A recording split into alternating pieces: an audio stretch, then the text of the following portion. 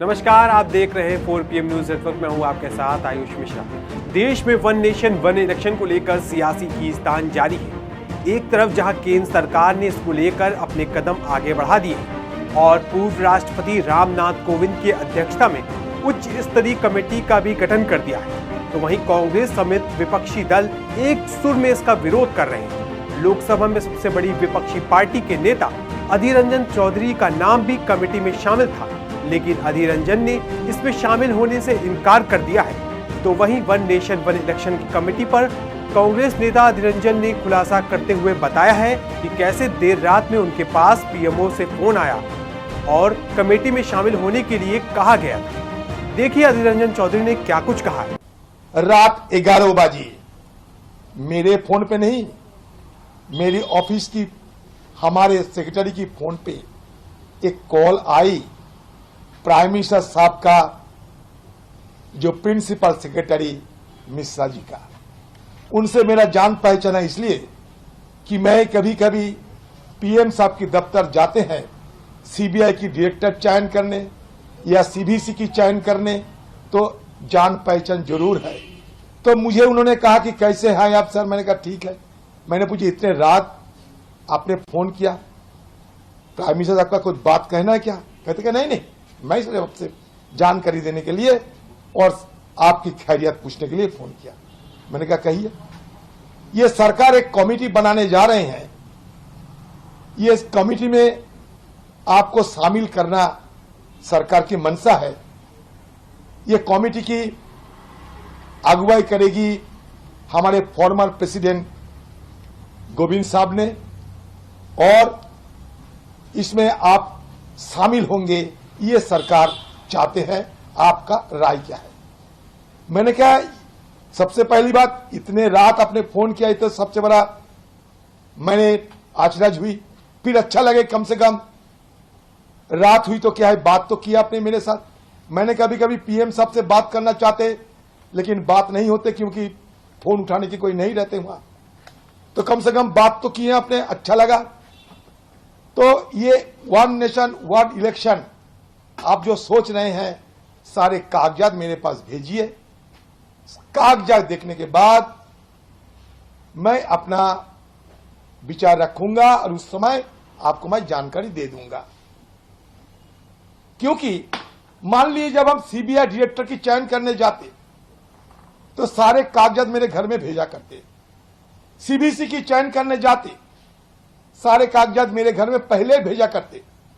ये सारे कागजात देखने के बाद हमें कई नतीजे में पहुंचना पड़ता कि हम वहां जाके क्या कहेंगे। तो बेमतलब बिना किसी कागजात हवा में मैं क्या बात करेंगे, और वो भी एक ऑफिसर के साथ। कोई मंत्री ने कहा मेरे को नहीं, कानून मंत्री थे, पार्लियामेंट मिनिस्टर थे, खुद गृह मंत्री थे, प्राइम मिनिस्टर थे, किसी ने बात नहीं की। एक बाबू को मुझे बात करने के लिए भेजा और ओवर फोन पे, और वो रात 11 बजे की बात। वहीं इससे पहले रविवार को हरियाणा में आम आदमी पार्टी के पदाधिकारियों को संबोधित करते हुए अरविंद केजरीवाल ने एक देश एक चुनाव के मुद्दे पर केंद्र सरकार पर हमला बोलते हुए इसे भाजपा का नया शिगुफा बताया था। देखिए अरविंद केजरीवाल ने क्या कुछ कहा। मैं देख रहा हूं कल से ये बीजेपी वालों ने नया शगुफा छोड़ा है, one nation one election, one nation. अरे हमको क्या मिलेगा वन इलेक्शन की, 10 इलेक्शन की, 12 इलेक्शन? बताओ आम आदमी को कुछ मिलेगा one nation one election? One nation 100 election, one nation 1000 election, हमको क्या मिला? आम आदमी को कुछ मिला? One nation one election, one nation one education, one nation one education. सबको एक जैसी शिक्षा मिलनी चाहिए। अमीर के बच्चे को भी, अंबानी के बच्चे को, अडानी के बच्चे को जैसी शिक्षा मिलती है, वैसे मेरे किसान के और मजदूर के बच्चों को मिलनी चाहिए शिक्षा। वन नेशन वन एजुकेशन होना चाहिए। नहीं चाहिए हम लोगों को one nation one election. One election तुम रखो, हमारी बला से 1000 इलेक्शन करा लो, 2000 इलेक्शन करा लो, हमको क्या फर्क पड़ता है? One nation one education, one nation one इलाज। सबको अच्छा इलाज मिलना चाहिए, चाहे गरीब का आदमी हो चाहे अमीर आदमी हो। अच्छे से अच्छा शानदार इलाज सबको मिलना चाहिए। मिलना चाहिए नहीं मिलना चाहिए?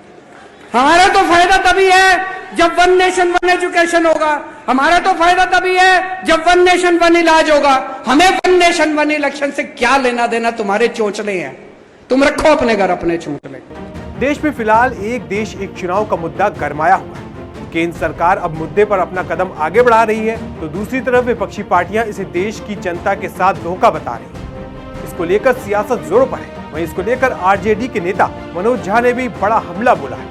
देखिए मनोज झा ने क्या कुछ कहा है। मैंने अभी यहीं पर भाषण के दौरान कहा, ये उस तरह की बात है कि पूरी रिपोर्ट तैयार है, 5 आदमी से दस्तखत करवाने हैं, मन बना चुके हैं, रिपोर्ट तैयार है। मैं देखिए बता रहा हूं, ये सरकार अद्भुत है, ये कुछ भी कर सकती है। कल को डिक्लेयर करेगी कि दिन को रात कहा जाए, रात को दिन कहा जाए, सूरज पूरब में नहीं सूरज पश्चिम में उगता है, ये कुछ भी कर सकते हैं। मोदी जी हैं, G20 है, सारे तरफ मोदी जी के इस्तेहार हैं। आने वाले लोग पूछा करेंगे अकेले मोदी जी ही इस देश के नागरिक हैं या 140 करोड़ नहीं है? ये महत्वपूर्ण चीज है। मैं तो सीधे नहीं, मैं तो अब पहले प्रश्न के जवाब में मैंने कह दिया, ये समिति फार्स है। इस समिति ने डॉक्यूमेंट पहले तैयार कर लिया, 5 लोगों को चुन लिया है जो बाद में गुग्गा बिठा देंगे, दस्तखत कर देंगे उस पर। राजस्थान के मुद्दे पर भी प्रतिक्रिया दे दीजिए, जो महिला को मैं तो पूरे देश में महिलाओं पर हो रहे उत्पीड़न और अपराध की घटनाओं से चिंतित हूँ। सिर्फ राजस्थान नहीं, मैं उत्तर प्रदेश के लिए भी चिंतित हूँ, मैं मध्य प्रदेश के लिए भी चिंतित हूँ। मैं राज्य देख करके चिंता व्यक्त नहीं करता, राज्यों से ऊपर चिंता होनी चाहिए। एक आय नीति प्रधानमंत्री जी करें ना, प्रधानमंत्री जी वन नेशन वन इनकम पर बात करें, वन नेशन वन कास्ट पर भी बात करें, तब मजा आएगा। गौरतलब है कि मोदी सरकार ने 18 से 22 सितंबर के बीच संसद का विशेष सत्र बुलाया है। इस फैसले से हर किसी को अचंभा हुआ और इसी बीच एक देश एक चुनाव की चर्चा भी तेज हो गई। तभी सरकार ने एक कमेटी का गठन किया, जिसकी अध्यक्षता पूर्व राष्ट्रपति रामनाथ कोविंद को सौंपी गई। वहीं लगातार कयास लगाए जा रहे हैं कि संसद के विशेष सत्र में सरकार एक देश एक चुनाव की ओर कदम बढ़ा सकती है। हालांकि सरकार की ओर से अभी इस पर कुछ भी स्पष्ट नहीं किया गया है, लेकिन सरकार क्या कुछ करेगी ये देखने वाली बात है। तब तक के लिए बने रहिए 4 PM के साथ। नमस्कार।